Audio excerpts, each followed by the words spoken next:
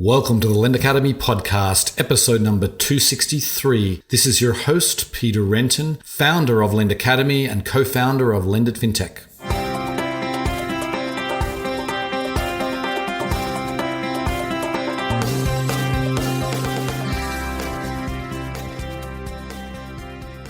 Today's episode is sponsored by Lend It Fintech LATAM. The region's largest fintech event dedicated to lending and digital banking is going virtual. It's happening online on December 8th and 9th. Pandemic or not, LATAM is still the hottest region for fintech in the world, and Lend It Fintech LATAM features all the leading players in the region. So join the LATAM fintech community online this year, where you will meet the people who matter, learn from the experts, and get business done. Lend It Fintech, lending and banking connected. Sign up today at lendit.com/LATAM. Today on the show, we are going back to Latin America to interview the CEO of one of, I think, the most interesting companies in that region, or maybe even in the world as far as fintech goes. I'm delighted to welcome Sergio Furio. He is the CEO and founder of Creditas. Now, Creditas are based in Brazil. They are a consumer lender, but they're much more than that, as we'll find out in this episode. While they see their entry point as lending, they have big plans beyond that, which we get into in some depth. And we talk about the different offerings. We talk about the environment in Brazil. We talk about how banks are innovating there. Talk about the different the big companies in Brazil like Mercado Libre and Nubank that also have lending operations and how Creditas differentiates themselves. We talk about the fundraising process and how that's changed dramatically since Sergio started back in 2012 and what the future holds. It was a fascinating interview. Hope you enjoy the show. Welcome to the podcast, Sergio. Yeah, thank you very much, Peter, and glad to be here with you.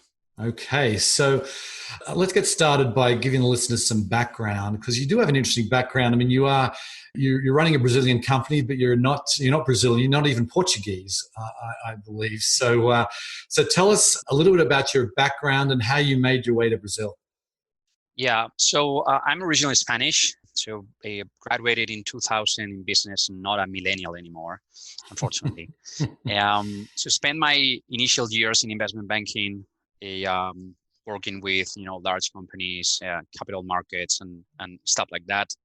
That was like in the good 2000s, where you actually had like very wide margins when you were doing like DCM and in Europe. By 2005, I decided I was ready to move on and do something more of a generalistic approach to business, and I got into strategy consulting with BCG. So I spent there like 7-8 years. Because of my background, I specialized in retail banking. And so I left, I went through tens of strategic plans and technology transformation projects and operational excellence, all those things were so popular in the early 2000s, right? And, by 2008, I made the move of moving from Europe to the US. I landed in New York. I think it was like a month after Lehman collapsed. So very interesting times, you can imagine. And actually in Europe, the collapsing of the retail banking space had happened probably like 6-9 months before that because of the real estate crisis and so on. So it was like really 2008 was like an amazing moment in my life, probably. So got into the States, and I took over a project that was to advise one of the retail banks in the US, an international player, one of the large ones. And I led for them the technology transformation. It took me like 4 years, the so-called technology transformation. And I think that was like the crucial moment in my life. It was 2011. 4 years after getting to the US. And I was realizing that project that was supposed to be, the cutting edge of technology was now like 4 years old, and we were like delivering the code at that point. Right? And if you think about when the project had been planned and designed, it was 2007. And then we kicked it off in 2008. Remember that the iPhone came up in 2007. So right. You can imagine that there was no like a single line of code about mobile.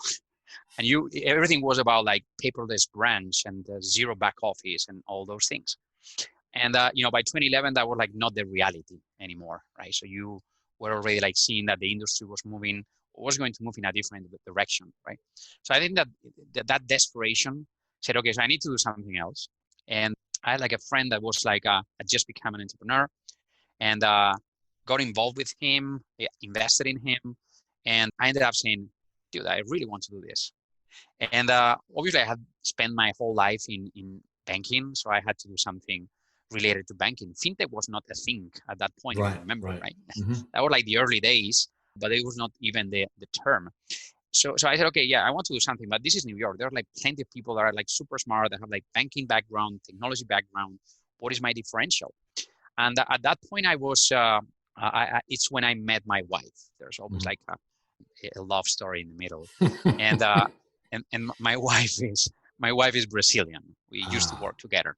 Got it. And like obviously there are like several more reasons that we will talk in a second about it besides Sylvia, but definitely that was like the tipping point. It was the industry is moving too slow. There's like a huge opportunity right now in technology to disrupt this market, and I want to do something there.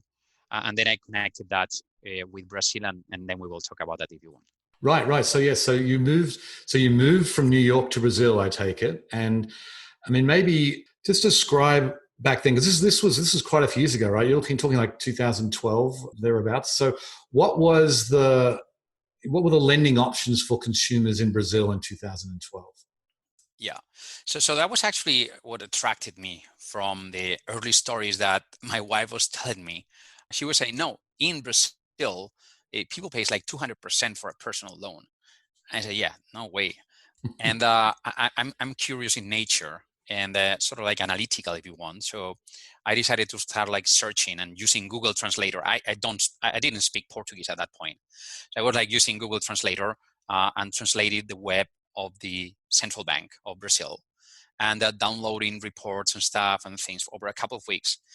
And I said, oh my God, so this is actually it's actually happening. And so what I saw was an economy with a huge potential, 200 million people, a very high margins on the banking side, 30% spread, 30% spread. So 35 to 40% APRs, 30% spread. It was not the funding cost that it was something that I was like usually told. It was not the delinquency rates that were at that point at 4%, 5% or something. It was just pure spread. Wow. And I was like, okay, so why is it that this happens? Why is it that banks need to charge that much? And then I got, and this was still far from the distance, right? So still haven't put myself in Brazil. So this was like pre-2012. And I was like doing some quick math, and I saw that the distribution channel was the problem. The number of branches compared to the size of the loan book of the banks was nuts. It really didn't make sense. And then I did like the math, and I said, okay, one branch, how much in loans do they hold with households, with consumers? And in my reference was the US, and it's roughly like $150 million per branch. And then I got into Brazil, and it was $15 million per branch. Wow, 10%. 10 times less. So 10 times less. So then the math really made like a lot of sense. Okay, so these guys have like such a low productivity in the branch network that they need to inflate the price so that they get the margin to compensate for the fixed cost. And that's why spreads were at 30% instead of like 3%. It was like very, very, very obvious. But it was like needed. There was like no way for Brazilians to get into a website or an app or something at that point in 2012 and get financial products. So you actually needed to have retail branches. It was like almost like a social responsibility of the banking industry to have branches so that the middle class could get into the branch and get financial services. Okay. So then, you started Creditas. Maybe you can. What kind of loan offering did you begin with, and how's that evolved over time? Yeah. So I like to talk about Creditas in three phases, right? The number one was bootstrapping, and the easiest. I was first time entrepreneur. Difficult to convince anyone to give me a check. Only my friends wanted to do that, and I didn't want to go through the pain of losing their money. So I said, no worries. I will take my last bonus and I will invest into this business. It was not much money. So I said, okay, so this is going to be a nimble venture. And I'm going to play it by myself. I'm going to hire 4 developers, 2 journalists. And the first step is going to be building just like a marketplace of financial products, 1.0 of fintech, right? Okay. So lead generation, partnering with banks, trying to crack the code on why was it that banks didn't have at that point a entry to the lending products. They didn't. Mm-hmm. The only way of getting a loan in 2012 was by walking into a branch and applying for a loan. So we said, okay, so why don't we just like take that experience, move it into the website, and start like playing with them.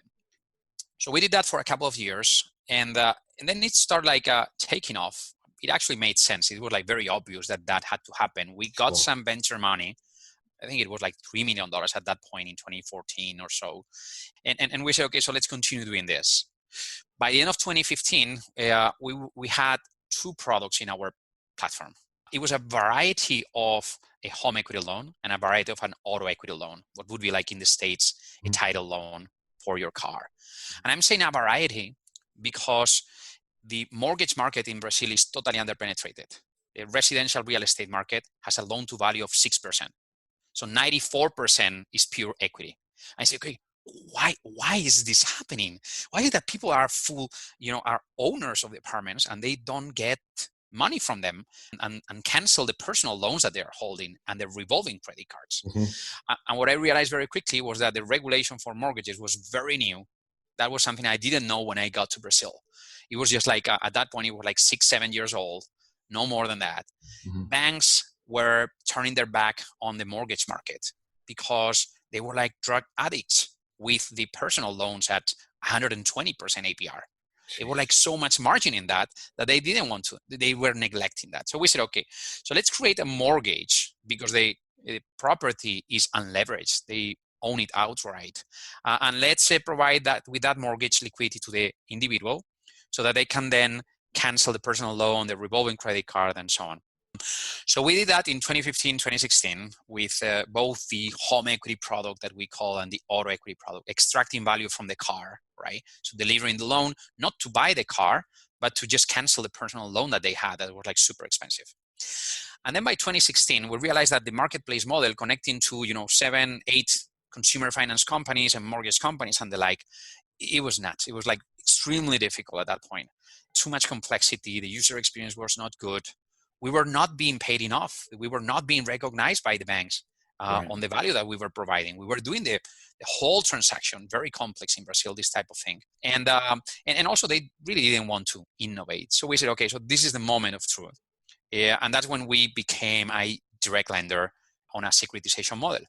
So we were like finding the customer, producing the loan, booking the loan in a similar model as the US players did in that phase, and just taking that money, securitize it to institutional investors, and then eventually also retail investors. So that opened up like that second phase, 2016 to 2019. By 2019, so like a year ago, we said, okay, so this product actually, they are like amazing. So we cut on the marketplace. We are now like a pure lender based on securitizations of both institutional investors and retail investors. But the platform was not complete. We wanted to be deeper into the relationship with the customer.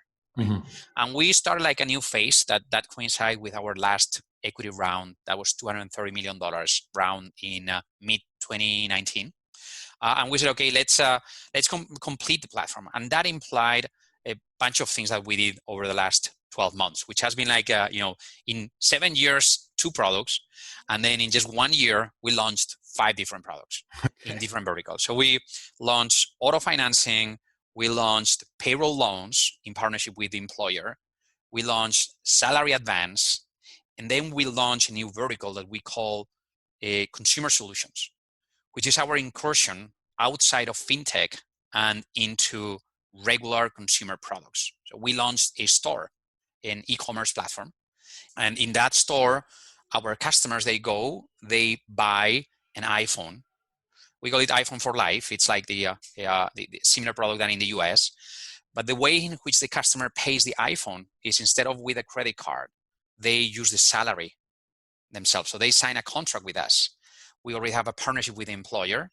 And then the customer pays over 24 months in fixed installments. After the 24 months, we collect the iPhone back and we deliver a new iPhone to the customers, continue paying directly from their salary. Interesting. And like a lot of innovation there, if you think about it, especially in a country where you don't have credit history. Mm-hmm. And then getting the collateral, you see that everything in Creditas is about collaterals, right? Everything is about collateral because you don't have credit history. So distinguishing between someone that is going to pay you back and someone that doesn't is the centerpiece of what Creditas is today. And then the last thing that we actually announced a couple of weeks ago was the launching of Creditas Home, which is home solutions. We realized that people that get the home equity loan from us, it's either to renovate the apartment or because they want to anticipate the sale of the apartment because they're upgrading to another apartment, that type of things. And we say, okay, so if we really want to be in the center of the relationship with the customer, we need to do those things by ourselves. And we started doing home renovation. We obviously don't go with the bricks and the mortar, but we coordinate the process, have the architects that actually support the customer and take out the pain from the shoulders of the customer. And we feel that that is really the way that banking is going to evolve over time, is being much closer to the solution so that we can actually add more value to the customer. Interesting. So you are moving really, you've been a fintech company this whole time, but you're moving really to outside of finance, it sounds like. And do you see that as a big part of your future then, to have like one part of the company is fintech and the other part of the company is just sort of a broad range of services? Absolutely. So sometimes when we think about banking, I have the feeling that we are still like in the same discussions that are 5-10 years ago. Right. In most of the verticals. It's the process is in paper, so we need to move it to digital, then we need to automate it, then we need to put data science, and it's going to be like an amazing thing. And the problem of that mentality is that you are entering into a negative cycle in which you are commoditizing yourself. You are solving it. Everyone else in the industry is solving the same problem. And you know what? Software works. Actually, it solves the problem of financing, and it reduces the cost. It creates efficiency. It reduces the prices. So I could see very clearly, like 5-10 years down the road, these products being pure commodities. Right. And who is the customer, and what the customer wants, and in reality, the customer doesn't want a loan. They want what they can buy with that loan, or Right. the problem that they can solve. So that's why we really feel that that's the strategy moving forward for us. Yeah. Interesting. So yes, I would say there's not many companies doing that anywhere in the world that I know of. I mean, maybe this is the next, maybe this is FinTech 3.0 or 4.0 or whatever. But right now, this is a FinTech podcast, so we're going to focus more on the financial side. So you still have the home equity loan, right? So maybe just take us through kind of the user experience. I'm on your website on my other screen here, and it's been translated for me, but I can see that everything, you can, looks like you can go through this process on your website. But maybe tell us a little bit about the user experience, how long it takes, and how the terms of the loans are, and that sort of thing. Perfect. So in terms of the loan types and the terms, obviously very different products in our portfolio. I'm going to start with the top of the pyramid. That's the home loan.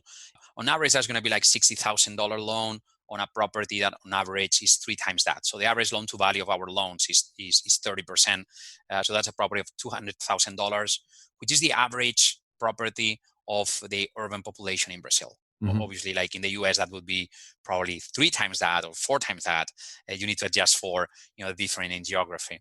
Right. Then the second product, that's the auto. That would be like $6,000 on a $20,000 car, and then the payroll, which is like a $2,000 product, right? A salary advance, that would be like $500. Mm-hmm. In terms of the APRs, home equity would come at on average 12% per year. The auto and the payroll would go at roughly like 30%, 30. And the salary advance, we give it away for free. It's an engagement product. We don't want to make money with that. Interesting. So all the employees that we are partnering with the employer, they get like 2 times per year. They can do like a salary advance for free. And we use that as a way of engaging the customer. If they need money later, more like a long-term need, then they have like direct access without marketing cost to our platform, obviously. Right. So now moving into the user experience, again, very different. Payroll, salary advance, and auto. That's fully digital and fully automated. Auto, you have just like 5% of the process that we have like some human intervention today. And that has obviously, we have come like a long ways for the last like 4 years. Just like a year ago, automation was just like in auto was just like at 45%. Now you're like at 95%. So it's like a very small piece. Actually, it's like in the, when the customer does the remote appraisal, they do it in the app. They download the app, they take the pictures in certain pieces of the car so that we can validate the status of the car, that there's no fraud on it and all that stuff. Some of the portions of that appraisal, we still have like humans checking that. OCR is still like doing some good things in checking the plate and those things, but some others are not. And so that's one side, right? Is automation. The other one is data, right? And the way that we price the loan, we price the loan real time. We set the rate real time when the customer gets into us, even if you have like the collateral. And we do that by taking that appraisal and identifying what's the liquidity of that property depending on the default, the moment in which the customer is going to default, what's the depreciation, the projected depreciation of the car, how long is it going to take us to actually sell the car. That gets into the LGD, and that becomes ultimately the pricing, right? So we do like in cars still, we do like fully digital contracts, fully digital lien placement. There's like a lien on that property. So the beauty in Brazil, that's one of the few countries that actually have like digital liens. It's you can do it like real time with the central bureau that actually coordinates all the liens on the car properties. Salary advance and payroll, people do say, I mean, you know that in Latin America and in emerging markets in general, people are like huge fans of WhatsApp. And you know, the customers in payroll and salary advance, 90% of them, it's a bot in a WhatsApp. They just do the validation and real time, same day, they get the liquidity that they want. In auto equity, in the car product, the record that we actually did it like last month, it was like 4 hours from customer visit to money on the account. 4 hours. And you're like, again, you're like doing a remote appraisal, a customer that you didn't know before, nobody told you, you have not been in contact with that customer before. You're placing the lien and delivering a loan that is typically like 5-6 times the salary of that person, the monthly salary of that person. Mm-hmm. Now in home equity, different scenario, still scratching the surface if you want. And in Brazil, you still need to go to the notary. I was like listening, I think it was like a couple of weeks ago, you speaking with Vishal from Better, and he was like reflecting on, you know, the digital notarization of the contract in the US is still being like a point of attention. Same happens with Brazil. Like a lot of advocacy. I think that the pandemic is helping us in convincing the regulators to actually create a federal regulation on that, but still not there. And then there's like an additional complexity in home equity that we face. And actually, this is on the back. The customer doesn't see it. So from a customer perspective, it's a beautiful process. But in the back, in Brazil, you don't have title insurance. And my friend Vishal, when he wants to do like a mortgage, he just gets like a title insurance and then that's it. Pays like a couple of $1,000s for that and end of the story. Okay, we don't have that here. So that creates a complexity that you need to build a title insurance company inside Creditas to actually validate that the property is owned by that customer, number one. And number two, and this is like a specific case of home equity, is that if the borrower has liabilities, personal liabilities, they could have an impact on the real estate property. Sure, yeah. And then therefore, you need to validate 85 different points of risks, including whether the customer is paying the condo or has paid like the real estate taxes or has like any fines, or is he like an entrepreneur that has like some labor claims and all that stuff.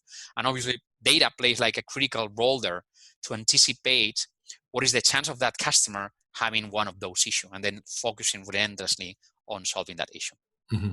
Okay, so that's it's quite amazing what you've built there. I mean, how big is your company? How many employees do you have? So today we are at 1,500 employees, doubling over the last 12 months. We have remained stable over the pandemic. So we managed to take some certain measures and avoid laying off people and stuff. But from a size perspective, 1,500 people, we are running a portfolio of roughly a couple of $100 million and revenues of $60 million. Okay. So you are a pretty decent size. So let's talk about the pandemic, because I mean Brazil has been hit reasonably hard. I hear it in the news in the US. How has Creditas been impacted? Obviously, you're working from home. I think you told me earlier that all of your employees are working from home. But how has it affected the business itself?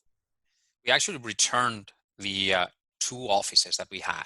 So we are now like a company without an office. The workplace people at Creditas is like scratching their head and thinking about how the future is going to look like and how we're going to be operating in the future. So that's quite interesting times over the next 6 months. So on the business side, there were like in March, it was a shock, right? So, okay, this is coming. And we had like 2 concerns. One was a credit portfolio risk. The other one, Right. liquidity risk, right? So it's credit and liquidity. So we moved into cash preservation mode. We had like plenty of cash in the bank. We were lucky. But besides that, we didn't want to get into like a negative trap. So we said, okay, so what can we do? And what we did essentially was slowing down growth. We were growing 9% every month over the first quarter, right? Every month, every 30 days, 9% up. And then we slowed that down in Q2 to 3% every month. With that reduction in the growth rate, then suddenly we started generating cash. Mm-hmm. Just because, you have like this portfolio that is cash flow positive, generating like a bunch of Yeah, cash sure. every single month. Our business is all about recurrence. We don't consume capital, but we have the recurrence of the credit because we get a synthetic junior tranche. It's like a success fee, if you want to put it that way. And so we had like all that cash coming, and we were just containing the cost, reducing the marketing expenditure, so generated cash. And then in July, we started going back because we saw that the 2 concerns that we had, we were fine with them. So credit risk, we had like some hiccups in March and April. So people were like just like holding on the payments because the big banks were saying, we're going to hold payments for 60 days. And then the customer said, okay, can you do that? I said, yeah, dude, I'm not a bank. So I don't have like the resources to do that. I still need to continue paying the investors. I'm not sure how I'm going to be doing that. But we managed to convince them that it was like better for them to pay. And in by mid-April, it was already very clear that the delinquency was not going to be a big problem. Today, we are at the same level as where we were in February. So Wow. essentially, we went through the crisis with no impact, literally, in losses. And at the end of the day, is the power of the collateral and having a low loan to value, right? You have like so much equity. The customer has so much equity, so much skin in the game that even if they get unemployed, what they would do would be they would just sell the house, get the money, go to a rental, and then avoid actually the foreclosure of the apartment, right? And then on the liquidity front, we had the concern of, are we going to be able to continue securitizing? And it has been like in Q2 we did a record in securitizations. So the markets were wide open. It was 300 million reais in securitization, so almost like $100 million. And the markets were wide open for us because they were like a flight to quality. So the investors that actually wanted to get exposure to credit risk, suddenly they wanted to have collateralized loans. They wanted to have low loan to values, low volatility, even though they were not being paid an amazing amount of money. So that was what we actually experienced. And now we're back in hyper growth mode already, like starting in July. August is going to be an amazing month, and September is going to be better than probably the best month in the history of Creditas. Wow. So I want to talk about the competitive environment because, you've got in Brazil, you've got probably the most successful or the new bank. I'm sure you know very well. Of course, they're the largest, the highest valuation of any fintech outside of China, and you got Mercado Libre, which is sort of the Amazon of Latin America, that are getting into lending. New banks getting into lending. So, what's the competitive environment like, and who do you see as your big competitors? Perfect. So these 2 guys that you mentioned, they are like amazing.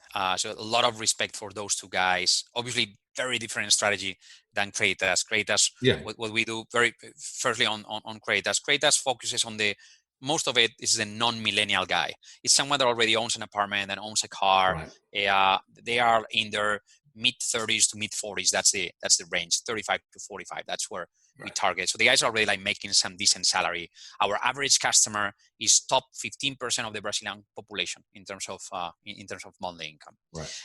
Now, if I turn into these two guys, so first mainly Mercado Libre, so they are like actually an example that it's very inspiring for us on the solutions strategy that we talked about before. Right, right. So Mercado Libre was coming the other way around, right? So they came from the e-commerce side and they said, hey, payment sucks. We need to solve that problem. They created Mercado Pago, so payments. And then they said, okay, so lending is bad for these SMEs that I work with. Let's build Mercado Crédito, which is the lending side of Mercado Libre.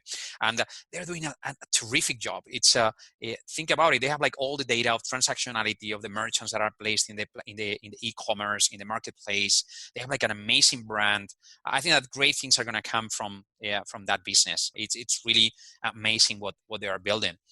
And then if you look into Nubank, so David managed to build like an amazing business. He started as a credit card company initially with a vision, much larger, but they did very good in focusing on the credit card instead of the debit card. That at that point was like the typical thing that everyone was trying to do, especially in Brazil because credit risk is high. So he launched a credit card. Obviously, they struggled to find, what delinquency was going to be, how they could create the data algorithms and so on. And finally, they did it, and they grew like crazy. And they did it by focusing on user experience. The millennials love that. It's like the Nubank is a revolutionary. It's against conformism, and it's a day-to-day product, right? Now, once they had that, in top of that, what they're going to be putting is more and more products, right? To actually monetize those customers better, because today is mostly a transactor business, right? And they launched the personal lending product, right? That was like a year ago. Yeah, obviously the customer base that they have is slightly different than the one that we do. Just like much younger, significantly higher defaults. But hey, this is going to be Nubank's play is not like a play for the next 5 years. It's a play for the next 50. So Nubank is how can we build a huge bank from scratch, starting with the millennial, and then going together with the millennials become baby boomers. Right. Eventually. So eventually they will get, higher salaries. They will buy houses and cars and so on. So amazing strategy. Our competitor is none of them two. In reality, they are like the traditional banks, the incumbents. Those are the guys that have the customers that we want. And that's really where the money is. And then the other competitor is poor lending products in general. In Brazil, we could have like a lending size of 3x what we have today. If you just change unsecured lending for secure lending, you can just very easily, without increasing debt service of the customer, you would just like triple, quadruple the amount of loans that you have in the economy. So that's really the challenge over the next decade. So that's a good question. We're running out of time, but a couple of things I really want to get to. I mean, how are the banks reacting to companies like you, and even to Nubank for that matter? Because I mean, you guys are really creating some decent scale, and I mean, from what I understand, the banking system in Brazil is sort of a bit of an oligopoly. They're really old, established banks. I mean, how are they reacting to fintech? It's a classic. First slowly and suddenly, and then suddenly, right? So I remember 2014 to 2016, they were like almost like ignoring. Then in 2016, they became very worried. This is actually going to happen. So, oh my God, and we are naked. So what are we going to do? We have like all this legacy, and so a lot of concern. But then I think that from 2018 and onwards, they are doing like a good job. I think that they are like taking the platforms, isolating legacies, creating layers of APIs that actually allow them to be faster in developing products. You perceive that, the cycle of developing new stuff, it's much longer than ours, obviously. But I think that they are like adapting pretty well, and they are like, they have like strong brands that they are trying to improve, but the brands are strong. And I think that more and more they are becoming more like fintechs. They start like calling them bank techs now, and but it's all about who is gonna do it faster. The bank is gonna adapt faster, or the challenger is gonna get to scale faster, right? So it's that's the game, right? They have the customer base, right? So these guys have sometimes 40, 50 million customers, very engaged, where they have like the salaries, and then they can plug new products and so on. So I really do have like a lot of respect for the banking industry. I think that they are adjusting quickly. They have decent people running them. And yeah, I think that they are they are catching up. Mm-hmm. Okay. So I want to talk about financing. I mean, you started this business in 2012, and where really no one in America was focused on Latin America at all. And suddenly we've come back. You've seen this evolution, which has got to have been fascinating to see this going from you can't probably even get a phone call or an email return to now Latin America is one of the hotspots on the planet, and you've got some of the marquee investors, QED, who we know really well, SoftBank, obviously everyone knows, Kazakh. I mean, how has that fundraising process changed, and how's it been for you over the years?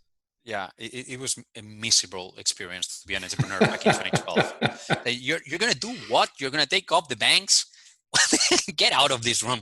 That was basically it, right? So nobody, and I remember speaking with other folks like Nubank, as you mentioned, they were getting like the same type of reactions early on. Right. That's going to be impossible, kid.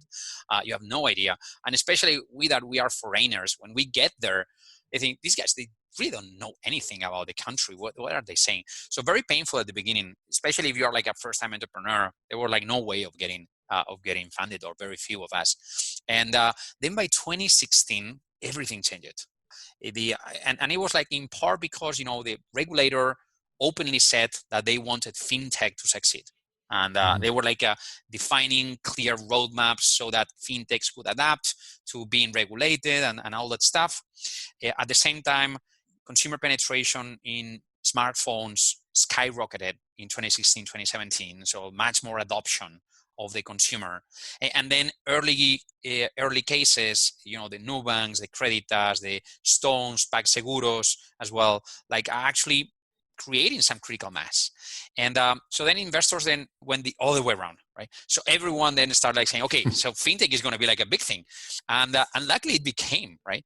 And now, yes, as you're saying, everyone is looking at Latin America, especially Brazil, and saying, yeah, there's so many cool things that are happening down here. And this is not sometimes China looks like the far, far west, and it's sort of like an unruled type of geography.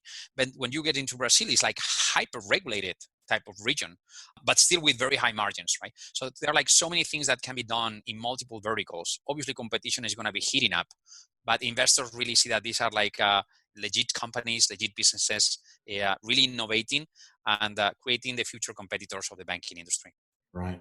Okay. So last question then. Where are you taking Creditas? Are you going to be a massive, it sounds like you're going to be the Mercado Libre sort of operation. What's your vision for it? Yeah, well, first, they're definitely not going to be competing with Mercado Libre. Think about it like Mercado Libre is all about small items in the day-to-day. It's like an Amazon type of thing, right? Our strategy is very focused on the high ticket transactions, right? So it's your house, your car, and your salary, right? So those are the three ecosystems that we are building around it.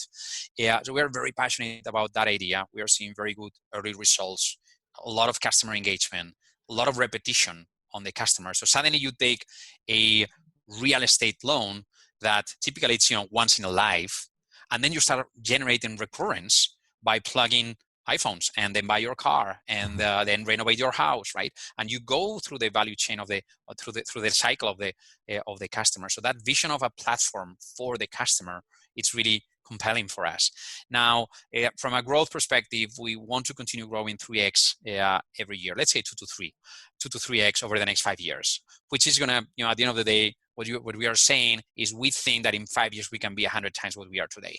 And when you look at the market size, and when you look at how much we are innovating in unexplored territories, you would be just scratching the surface, even at that point, 5 years down the road. So at the end of the day, we think that the world needs to have a Creditas type of company, like someone that focuses on high ticket items, that takes complexity across multiple ecosystems, and provides that platform for the customer. And hopefully the end game is going to be not to have an end, and then to create like a 100 years company.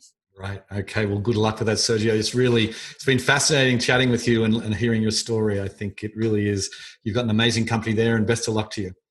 Thank you very much, Peter, and congratulations on your work. Okay. Thank you. See ya. As I said in the intro, I think they're just a fascinating company, Creditas, and I think we can learn a lot. They really are, I think, pioneers in some ways, and certainly in Brazil they're pioneers, but even in fintech globally, there's not many fintech companies that are thinking beyond financial services. Many of them are thinking about different verticals within that. But Creditas is really looking at their customer and thinking we want to serve them beyond financial services, and that. I don't know whether we'll see that as a trend in other areas of the world or in other companies, but certainly one to watch. And I'll be following along with their progress very closely. Anyway, on that note, I will sign off. I very much appreciate you listening, and I'll catch you next time. Bye. Today's episode was sponsored by Lend It Fintech LATAM. The region's largest fintech event dedicated to lending and digital banking is going virtual. It's happening online on December 8th and 9th. Pandemic or not, LATAM is still the hottest region for fintech in the world, and Lend It Fintech LATAM features all the leading players in the region. So join the LATAM fintech community online this year, where you'll meet the people who matter, learn from the experts, and get business done. Lend It Fintech, lending and banking connected. Sign up today at lendit.com/LATAM.